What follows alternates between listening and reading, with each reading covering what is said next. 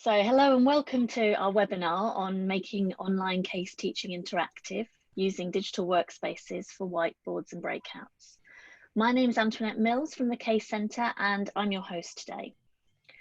So as some of you will know, the Case Centre is a not-for-profit organisation and a charity, and our mission is to advance the case method worldwide.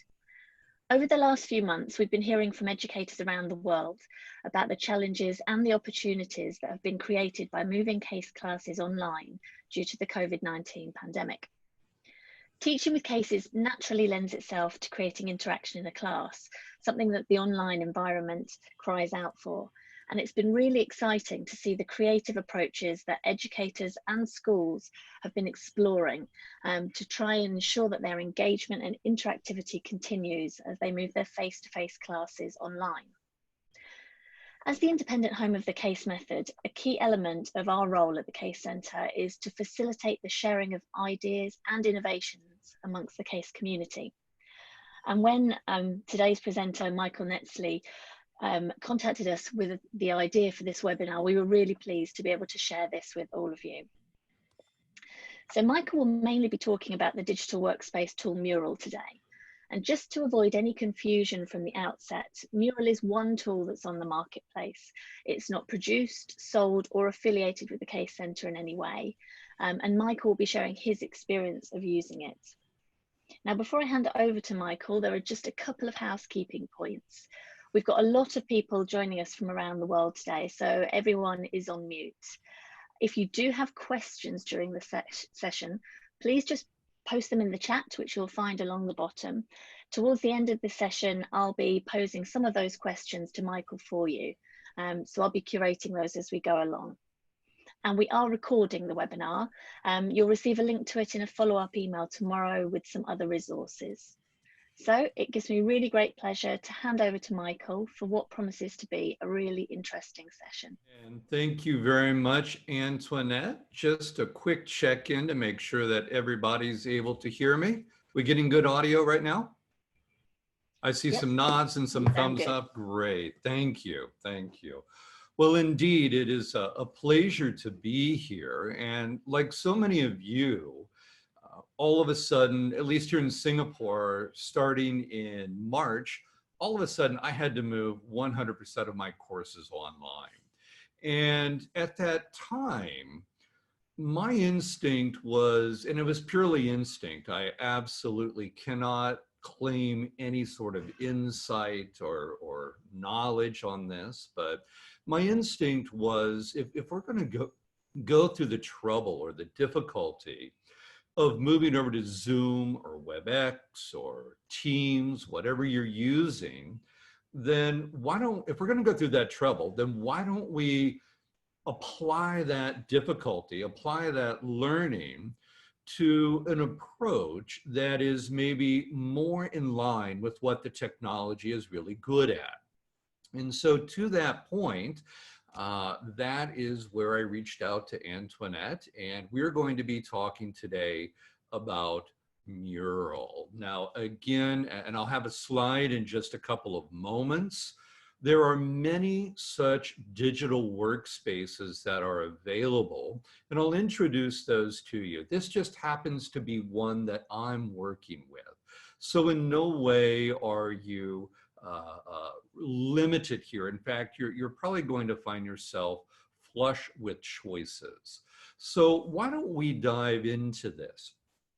As we went through this process of taking our courses online, everybody finishes their semester and we take a little bit of a breather, but somewhere in our mind, we're saying, what's going to happen in the new term? What's going to happen in the fall? And if you follow the Chronicle of Higher Education, this particular article from the New York Times, they've been all over the media. But to say that people have found the online experience comparatively disappointing, and I think that's really important, because some great work can be done through remote channels. But leaving the classroom and rushing online maybe wasn't the best experience, and that has perhaps set fairly low expectations for the fall. But I don't know that we need to be thinking low expectations. I think, in fact, we can do some amazing things. In response to this, our colleagues stepped up. The Case Center ran a two-part series on moving the case teaching method online quickly. And if you've not seen those, I highly recommend going back and watching them. They're available for asynchronous streaming online at any point that you want. And there's another one online from Harvard where Bill Shiano ran this.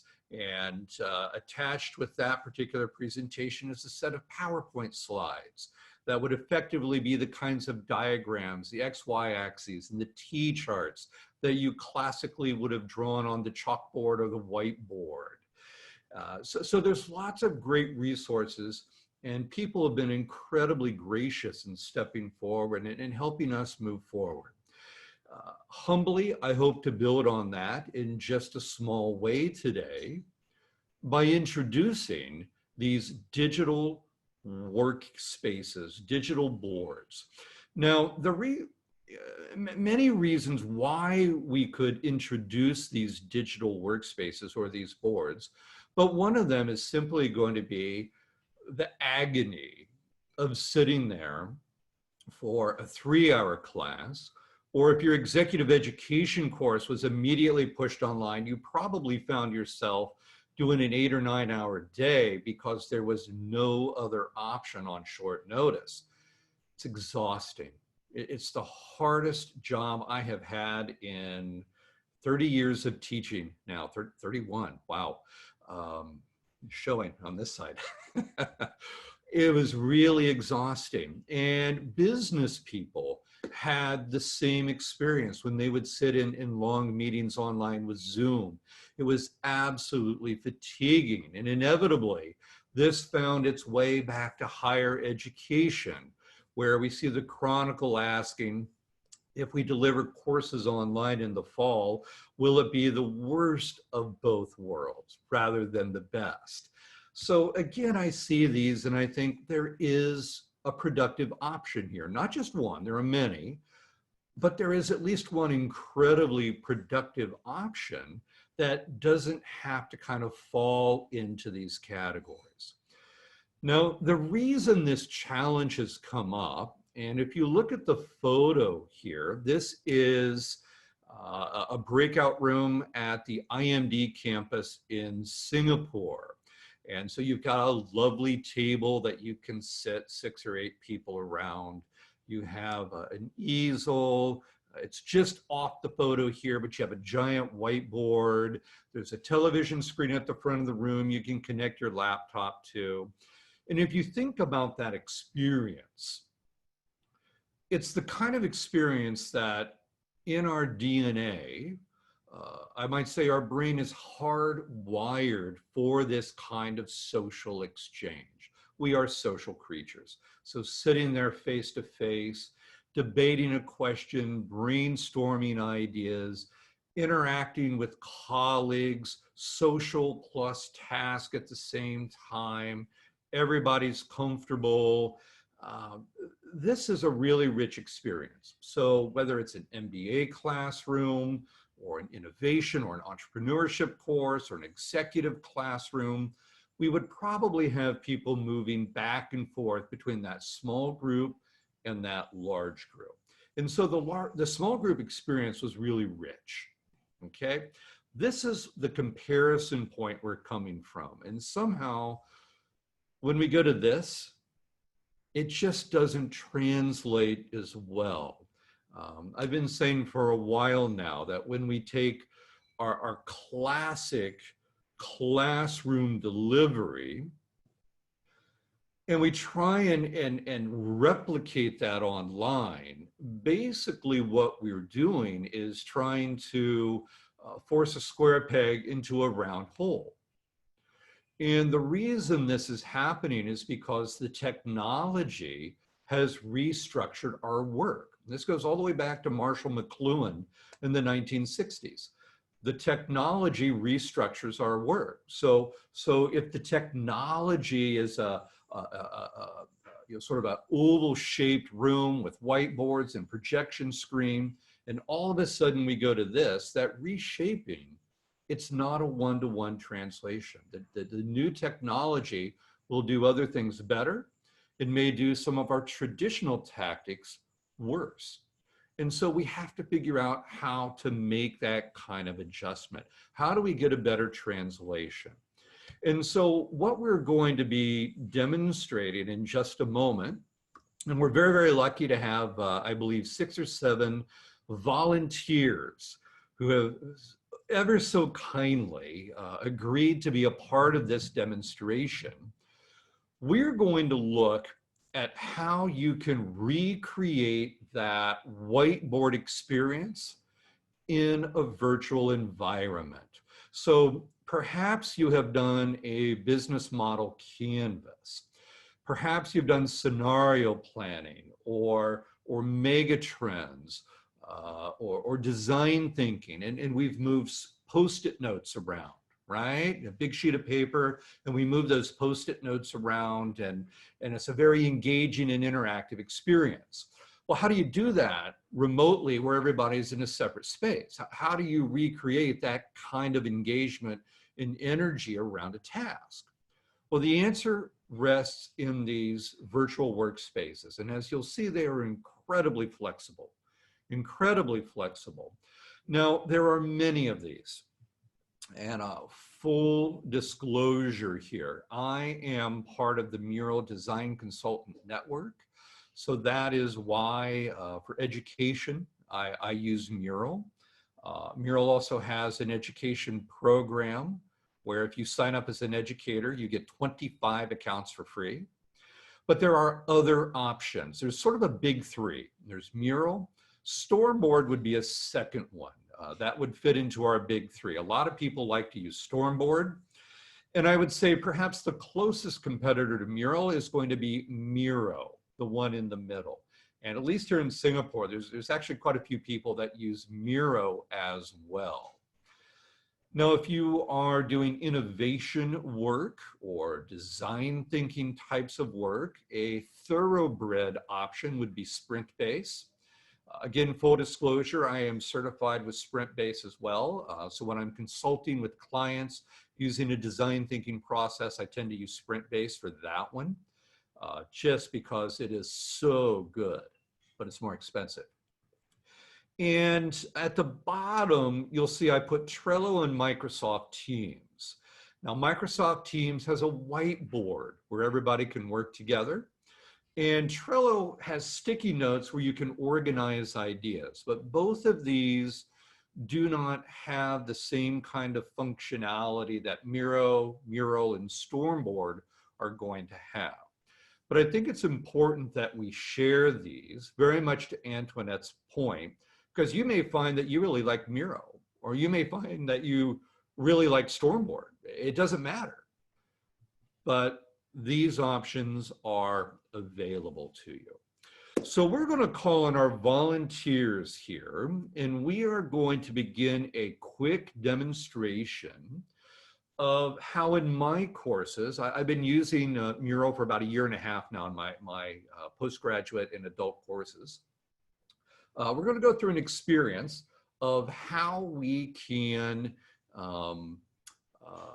recreate that whiteboard space and get the kind of interactivity and collaboration and energy that we're so accustomed to having in our classrooms. Now, to do this, typically I would begin a Mural session with an onboarding event. Now, with our volunteers, we did that yesterday. And let's say that I had an executive program beginning at 9 o'clock in the morning.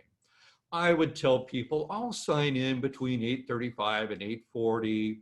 We'll do a quick icebreaker, but guaranteed within 3 or 4 minutes, you will understand how to use Mural, and you'll have time to go refresh your coffee before we actually get started at 9 o'clock with the program. So we did that yesterday, and I shared this little caselet yesterday. Now, this caselet comes again from my own consulting, where we had I've changed the name and I've changed the industry. But we had a young man who was really good at doing exactly what he was asked to do, and was also extremely good at avoiding anything he wasn't asked to do, allowing that work to fall to other teammates, and was also very, very good at schmoozing with the bosses, you know, politicking upwards, very social, gregarious kind of individual. Now, the manager was just having a tremendous amount of difficulty with this.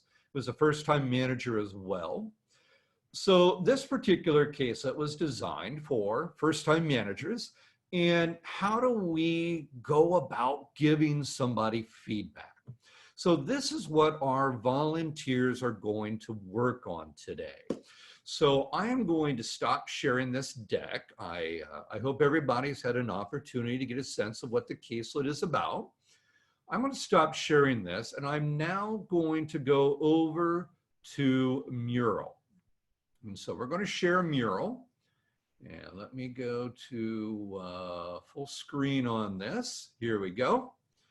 And is everybody able to see Mural? Just want to make sure that that this has shown up for you. Yeah, we can see that, Michael. That's beautiful. Thank you for that feedback. Now, this is what a mural template looks like. Okay, this is what it looks like. And I'm just going to move my speech box off of this. And initially, what you'll see is the mural, or if you prefer, we could call it a canvas. If you prefer, again, we could call it a template. We can call it whatever you want. But I've created 3 boxes here. And on the right, you'll see that there's an outline for box 1, box 2, and box 3. Now, we'll come to that in just a moment. I am going to shut off that outline, and we are going to literally take 2 minutes, and I'm going to ask all of our volunteers to create a sticky note. So you'll see I just opened up the menu on the left. The sticky notes pop up. You can drag one over. I'm going to ask our volunteers to take 2 minutes and work on box number 1. Now that you've read the case, why is Philip acting this way? Why is Philip doing the things that he's doing? Now, for our audience, first tool I'm going to use, I'm going to set the timer for 2 minutes here. So our colleagues have 2 minutes to drag over their sticky notes and to start telling us why they think Philip is doing the things that he's doing. Now, at this point, maybe this is personal style. I tend to be very explicit here that we're not looking for consensus. We're looking for diversity. Come up with as many ideas as you can, okay? And so that's what we tend to do at this point. So they've got another minute and a half. They've got another minute and a half.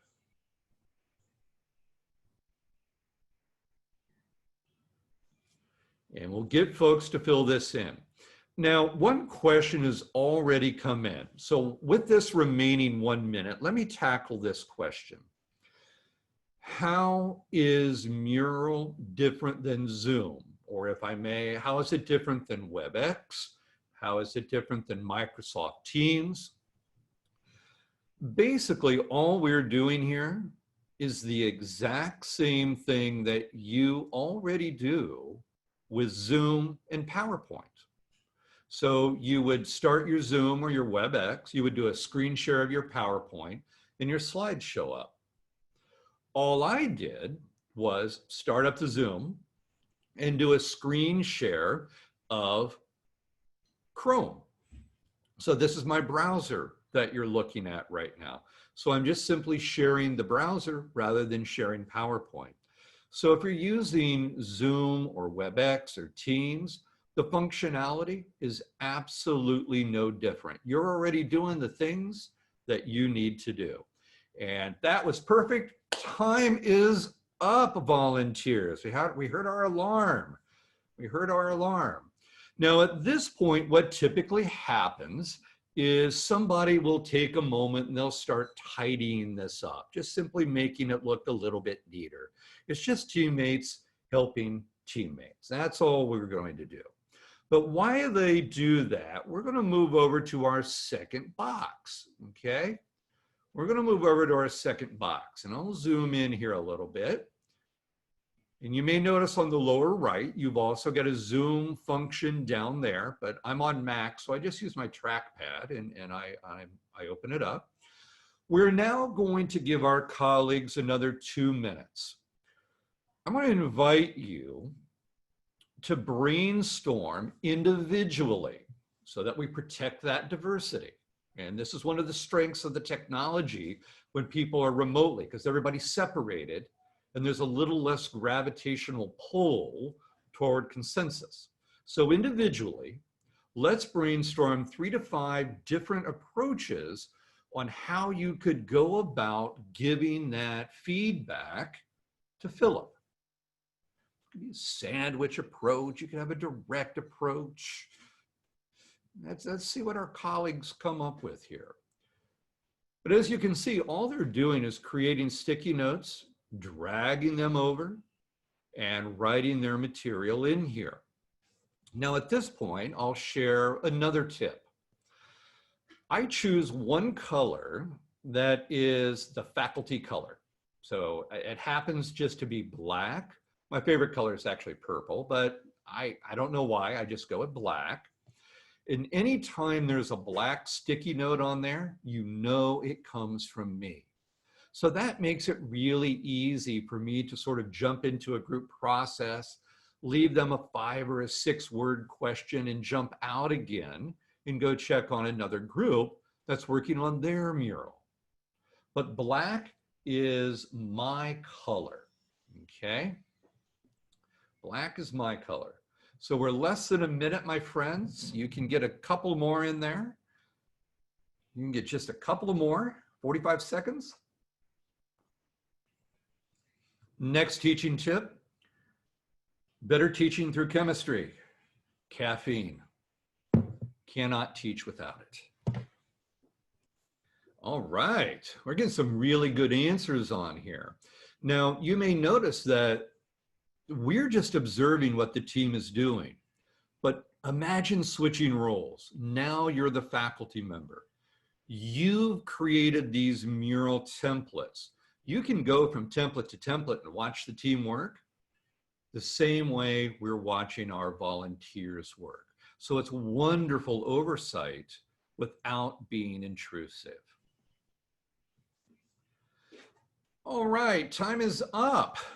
Now, at this particular point, you may notice that we have sticky notes of different sizes. If you ever need more working space, this is amazing. If you ever need more working space, just simply zoom in and make your sticky notes smaller. That's it. Now you have a bigger board to work on. Beautiful. Beautiful, makes it really easy for faculty.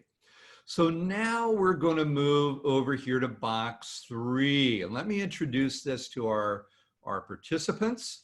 And then I'll scroll back so everybody can watch what you're doing.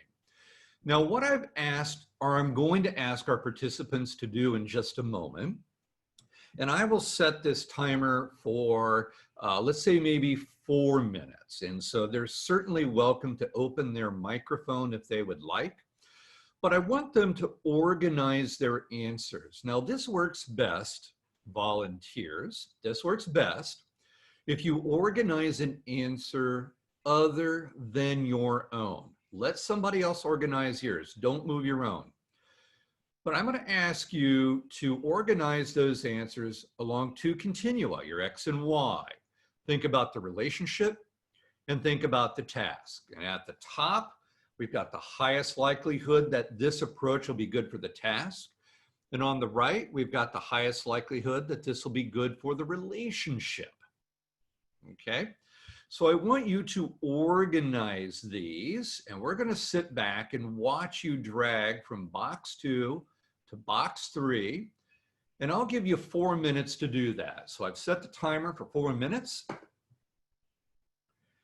And they're going to start organizing. So just like the sticky notes in that breakout room that you would be using on a board or a sheet of paper, they're just dragging and dropping their sticky notes here. And once they've done that, they are free to open their microphone and to start discussing, well, why is this top right? Shouldn't it be top left? Or why do you have this bottom left? Shouldn't it be bottom right? Or shouldn't it be in the middle? And they can start having a discussion that starts to explore the diversity. Hi all panelists. I think this group incentive should not be in highest likelihood. So I want to drag it to the lower part. This one, the group incentive. So I'm just putting it. Anybody wants to add something here so I can move it back, or if I'm doing right, so please.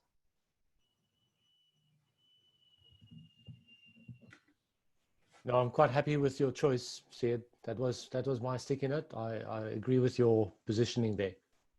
Okay, sir.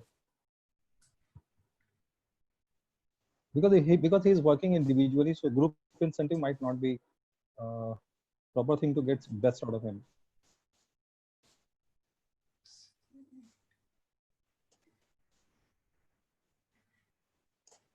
And then perhaps board, okay. Yeah, that for workplace activation, that is fine.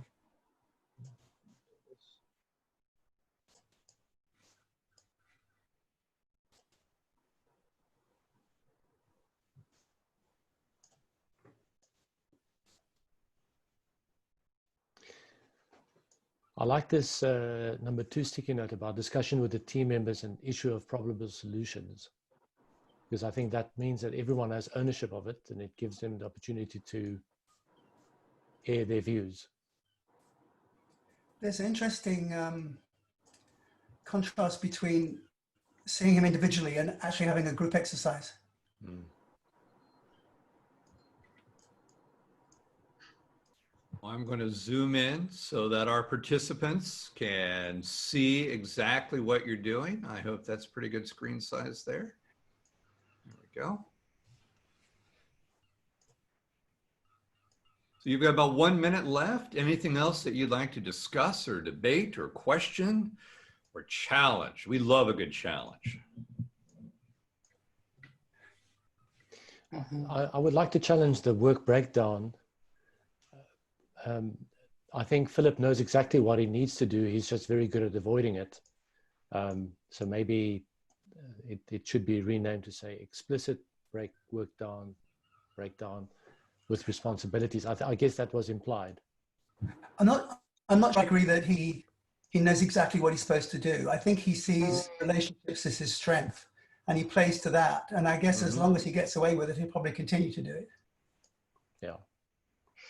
I wouldn't give him a bigger project to lead just yet until the problem's solved.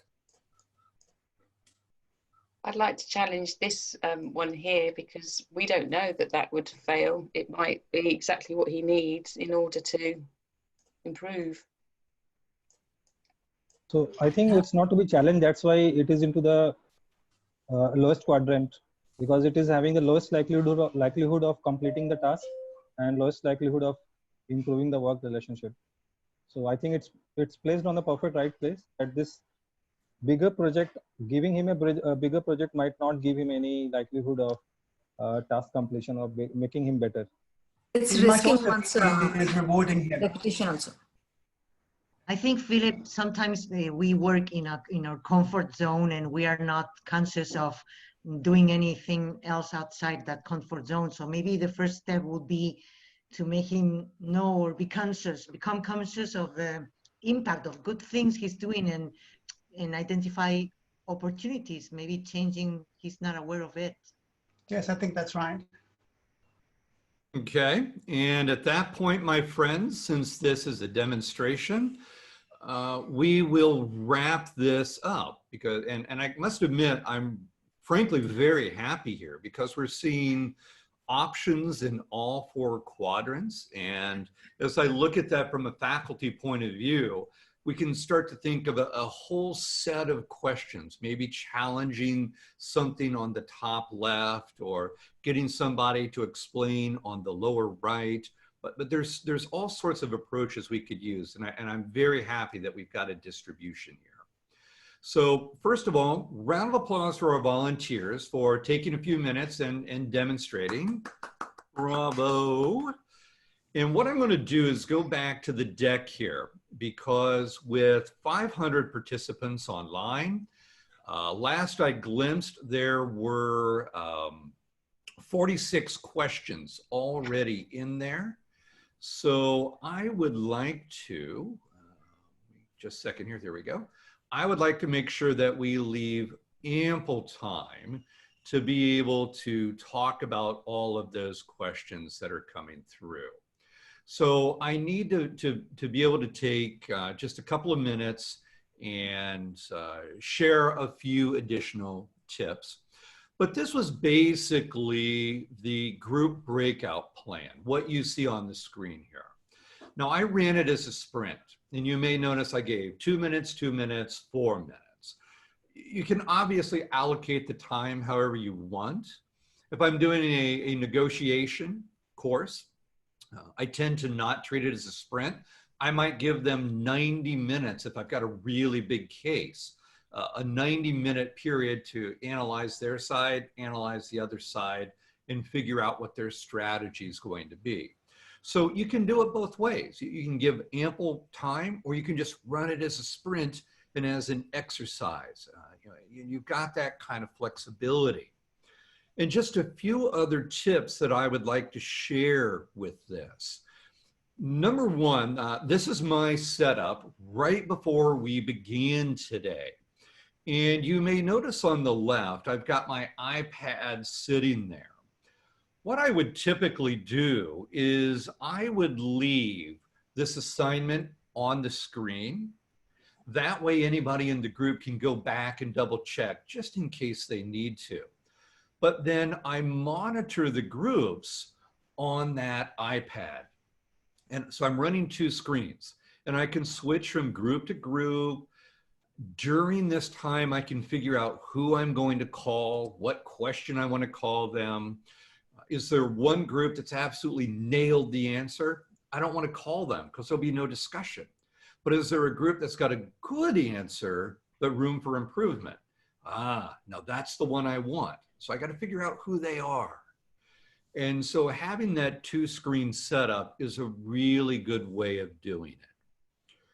Tip number 2, I've already illustrated the timer for you. So you might think about assigning roles in your breakout groups and getting somebody to realize that a time allocation for each question, your role as timekeeper, is the best way for the group to have that entire process completed rather than rushing the last item, which happens so frequently.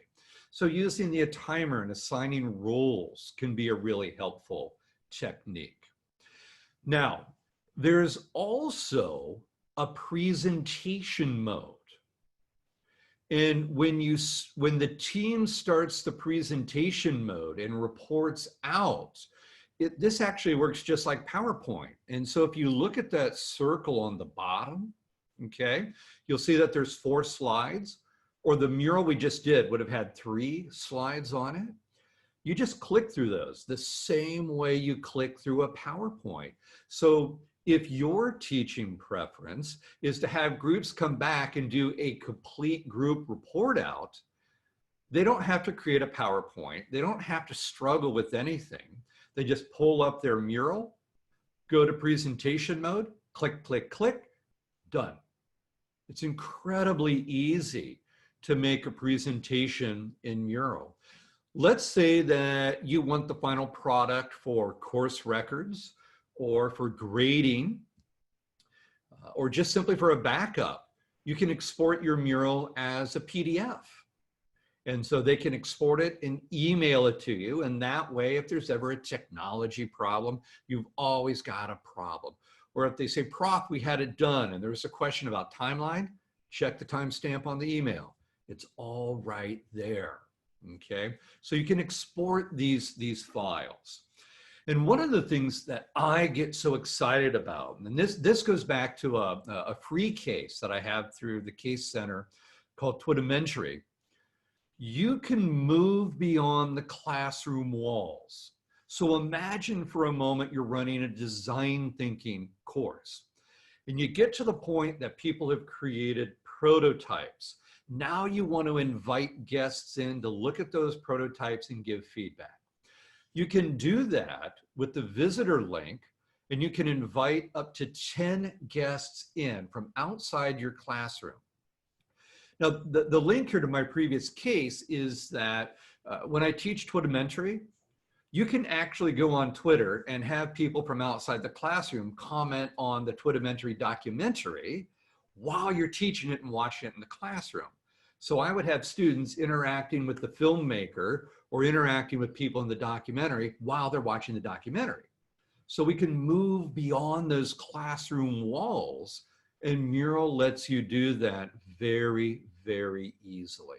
I think this is a beautiful, beautiful resource for higher education. And then very briefly, I've got a couple of slides here with some tips on this. 1 and 2, I think, are really important, especially as we think about Zoom fatigue. When people go to the small group, let them turn their camera off. For those 15 minutes or 45 minutes, or in my negotiation case, that the 90-minute breakout for the big case, they don't have to be on. They can let their guard down. And that makes this experience less exhausting for people. And you know they're working because you're watching them on the second screen, and you can go from group to group, and so you see they're working. It's fine. But that really helps give people a little bit of a break. You can monitor on that second screen. I strongly encourage short responses. If somebody hits 2 minutes, you're talking too much. Keep it short and sweet. And in fact, I take it a step further. During the first class or two, for the first 4 or 5 responses, I require a speaker to play back what the previous speaker just said, get confirmation from that previous speaker that they heard correctly, and only then can they add on to it. And at that point, if they haven't made a connection to the previous speaker, it's obvious, but you're really doing norm setting with this. And this, because we're in a different physical space, you can't use your body language and your presence to, to kind of draw out or move their engagement. You've got to make it more explicit in this remote environment. So that's a really, really, I find a very useful technique. And use the chat box. Quiet participants do like that chat box. Now, just some final thoughts, and we're going to go to our Q&A. A couple more examples of murals, and then our Q&A. Keep a clock near so that you know the time. Try and change it up every 10, 12 minutes. Anything more than that, again, it's exhausting for people to focus that hard. So this is a great time to use a poll and let them go down for 90 seconds. Through Zoom, play a 2-minute video for people. Have one of the classmates give a presentation rather than making people sit there and wait for that cold call. Another one, keep your camera at eye level. I'm sure you've all had the experience where the camera's been too low and you've gotten that intimate portrait of somebody's sinuses.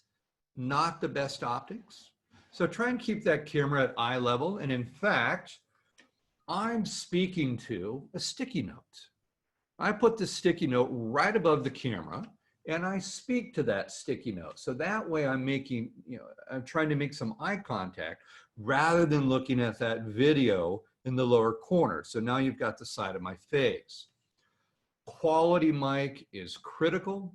And don't forget, the mural is your board plan. So that structure that we reveal to students with a board plan, this is how you think through the question. This is how you think through the issue. You build that structure into your mural. Now, these slides will be given to you. All of these tips are there. Again, there are lots of different tools for you to choose from. I encourage you to check them all out. Find the one that's the right fit for you. And these tools are flexible. So the mural you saw with the Philip case, I created that an hour before this session. Okay, it's so easy to do. It was the last thing in my preparation. It was so easy. But there are standard templates inside that you can use. So here's a design thinking canvas that you could use. Here's a storyboarding canvas. So if you're teaching a communication or a PR or a film course, you could very easily storyboard through this. Or it's a course on delivering events. You could storyboard your way through this. Strategy professors. Here's one that I created myself for megatrends. So I use a report from Deloitte that lists about 40, 45 megatrends. And they just create their own sticky notes, start dropping them in there, organizing these mega trends, and figuring out what questions they have. But it's a great way for teaching strategy. And very, very soon, Mural is going to add a feature where you can create content and reuse it. So for this template, I'm going to create cards. I want to create 90 cards with 90 different megatrends and a photo of each megatrend and one sentence description. And we're going to be able to reuse those cards and stick them in here, just like you did a card sort exercise in the classroom. So again, the level of interactivity that we can do is great. Now to create your own template, just like I did, the best shortcut I can share is this framework functionality. And if you just simply drop a framework over and drop it in, that framework will automatically appear as part of the outline. All you have to do is say, add to outline. And the instant you do that, your final presentation is done. Once it's in the outline, you just click through the presentation. No more PowerPoint. It's really, really easy. So it's a bonus, and we're going to go to our Q&A now. As a bonus, I will, in about a week or 10 days, be sending out just a very brief few pages e-guide on how you can use this kind of digital workspace for the upcoming semester, how to get started, how to onboard people, different ways you can use it. We're just going to send that to you for free. A little community service and trying to be helpful. But having said that, Antoinette, we should probably go back to you and see what questions we got. We've got some really great questions, and I've tried to group them into a couple of different areas. So we have some questions about technology, some questions about sizes of groups, about managing breakouts, and then some more detailed technical things. So we'll start with the technology. So we've had lots of people asking, what do students need for Mural? What software do they need? What logins? Does it work on a Mac and a PC? Do they use it alongside Zoom and have two platforms open? So I'll let you answer that one. Fantastic. And it's a very easy answer. You will have both Zoom and your browser open. I tend to use Chrome. It works really well, but I occasionally use Safari. It should work with both. It does work well with both Mac and PC. But you would have your Zoom open, you would have your browser open, and that is all that you need. If you are in the Apple ecosystem, there is an app for Mural. So on my iPad, I'm actually using the Mural app. Now, if you're in PC or Google ecosystem, there is no app, only in Apple. And finally, the only two recommendations I would make for the technology are, number one, Chromebooks do not work well, meaning those little laptops that only run apps, not a full-blown laptop, but they only run apps, those don't work well. And the second thing is, if there is a firewall, I would check it in advance behind the firewall. Only one time in a little over 18 months now have I had nobody be able to get in. Only one time, and that was in a financial institution. This particular person's security settings were higher. But check the firewall. Your university just may have a small issue, but generally speaking, this works beautifully with very few problems. And we just had a comment in the chat from Jacko just saying that at his business school, they're not allowed to install additional software, and he didn't have to do this for the demo. So that worked really well. So that's a consideration too. Great, thank you, Jacko. In terms of size of groups, we've got lots of people asking, how many people does this work with? What sort of small group size would you recommend? What sort of large group size would you recommend?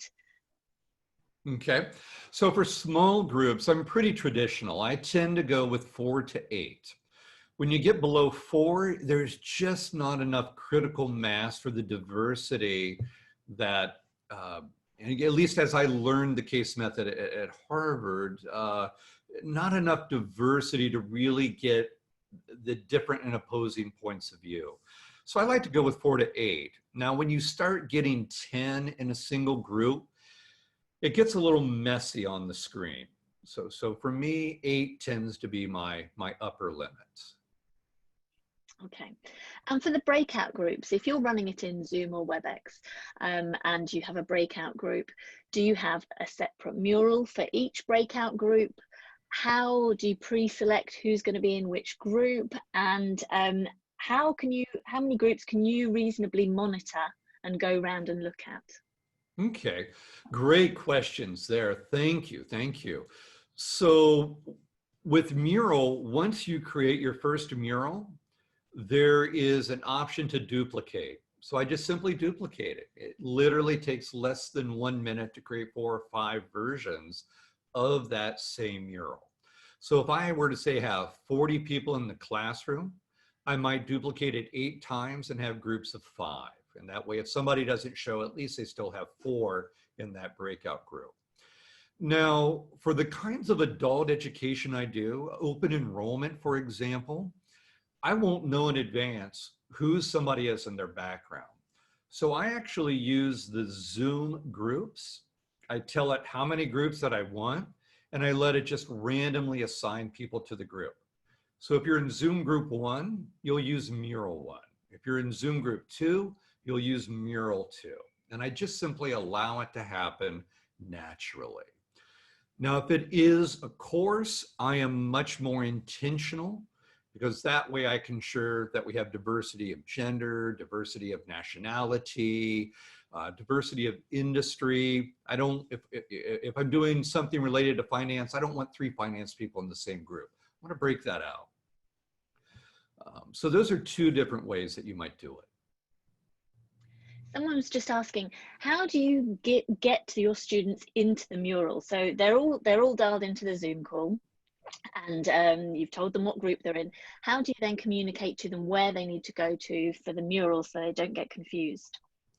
There are 2 different answers to that. If you're doing it on the spot, so in a good example here would be an open enrollment program where you're probably not going to interact with people in advance.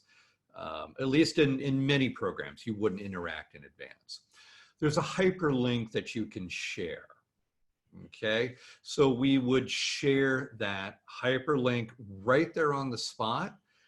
It will take them, depending upon which hyperlink you share, it'll either take them to your sandbox, your space, or you could give a hyperlink that'll take them directly to that mural. That's one option. Now, the other option is if you are able to interact with people in advance, what I will do is I'll get their email and I will send them an email invitation.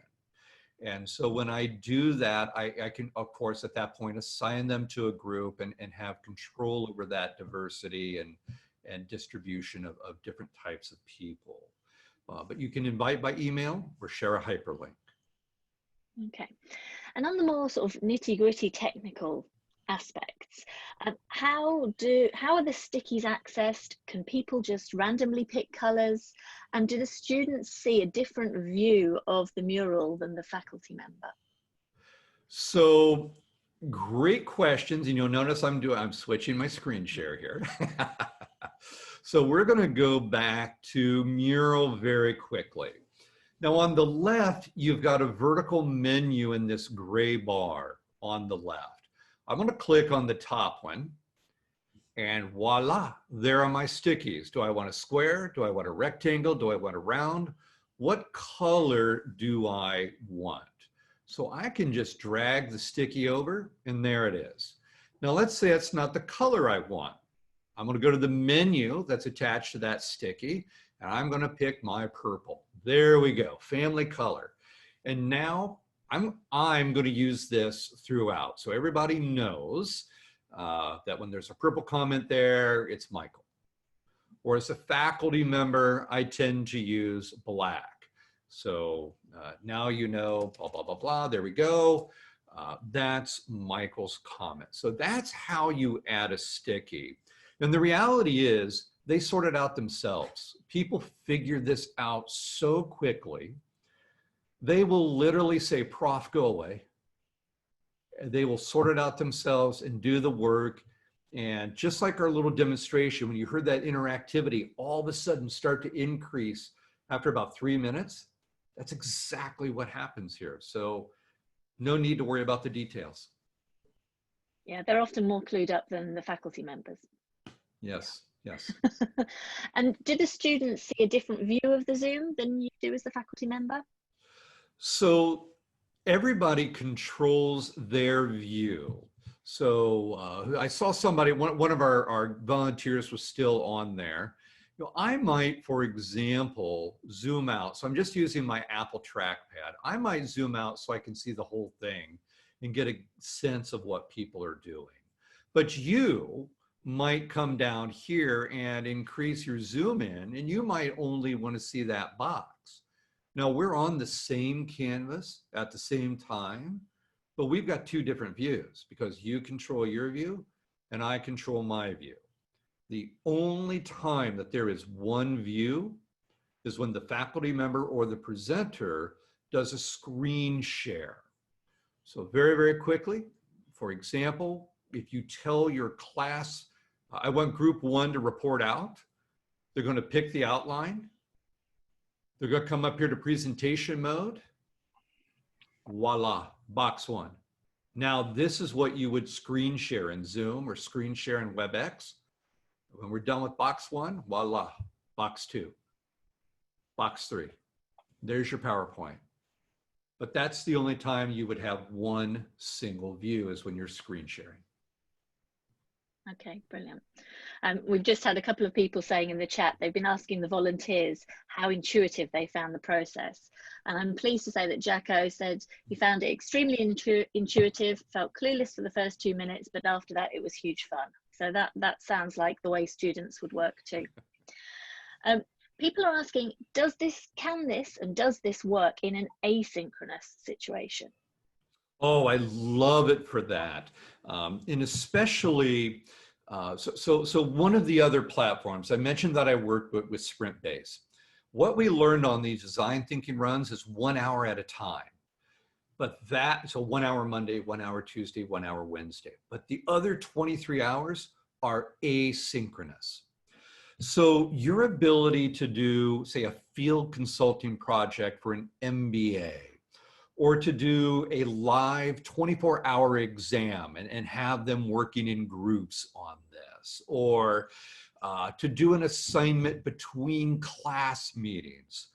This is absolutely brilliant for that, and is another one of those places where you're now using a strength of the technology. Super simple example. I get up at 5 in the morning because I have young kids, and this is the only time I can focus on my work. Nobody else is up at 5 in the morning. I love that asynchronous capability because I can do my work when many others have done it the night before when I'm already in bed. It's fantastic. And there is a question which I think probably lots of people will think about GDPR. And I don't know if you're going to know the answer to this, Michael. And if you don't, that's absolutely fine. We can investigate it with Mural. But is Mural GDPR compliant? The dreaded words that we have all known, come to know over the last couple of years. I feel bad that I cannot answer that question, and I should be able to, because in Singapore we have PDPA, which is only a slight bit less strict than what you're facing. The only thing I can say is that we often handle it by the program administrator doing the contact with the adults who are signing up for an open enrollment program. I am not actually working with the data, and they keep control of it. So when I share the link, the end user chooses what email address they sign up with. I don't control that. And just as a matter of principle, and in fact, I would say it's contractual in Singapore, I never go dig those emails up. When a course is over, I'd literally remove you and any record of you with the click of one button. I never see what your email is. I couldn't put it in my MailChimp or anything, even if I wanted to. I would guess we're okay, but I'm not an expert. Yeah, but most of your institutions will have an expert that will probably actually even know the answer about Mural and the other tools that are around there. And it's always very easy to find those things out because it's in the company's best interests to be very transparent about all of that. And right to Mural, I'm sure they already have the answer. Yeah. And we've had a question, were any of the volunteers using a Mac? Yes, some of us were using a Mac. So on a Mac, it was peachy. Okay, well, we're coming to the end now, and I think we've probably covered just about all of the questions. I can't see anything else that's coming in. So I think it's probably time to wrap up now. Unless, Michael, have you got anything else that you would like to mention? I do not, but I would like to first of all thank everybody. And I previously shared my email. They have yours. If there's ever any questions, I'm happy to help. And just watch for the e-guide. We'll have that out in about 10 days. Yeah. So thanks for joining us all. And it's been really interesting. Thanks, Michael, for your time. I think it's a really great thing that you've offered this to the case community. And thanks to our fabulous demo group, because they gave up extra time so that you guys got to see how this worked. Before we go, there's just a couple of additional resources that you guys might be interested in. On our website, as Michael mentioned, you can find the recordings of our 2 previous webinars on online case teaching. And there's also loads of links to articles and blogs that people in the case community have put out over the last couple of months. So I'll include a link to that in the follow-up email. And also we have an online case teaching workshop taking place in September. It's called Successful Case Teaching in Class and Online, and that's being run by Angela Lee from Columbia Business School, who hosted one of the free webinars. It's the second time we've run that with Angela. The first one was full very quickly, and we've only just announced this one, so you might find that there are a couple of places left on that if you're interested in a real deep dive into this subject. And yeah, I'll be in touch tomorrow with a follow-up email with a link to the video and all of the resources that you need. And then we'll get back in touch probably in a week, 10 days or so with Michael's e-guide. But thank you, Michael. Thank you everyone for attending, and stay safe and healthy. Take care, everybody. Thank you.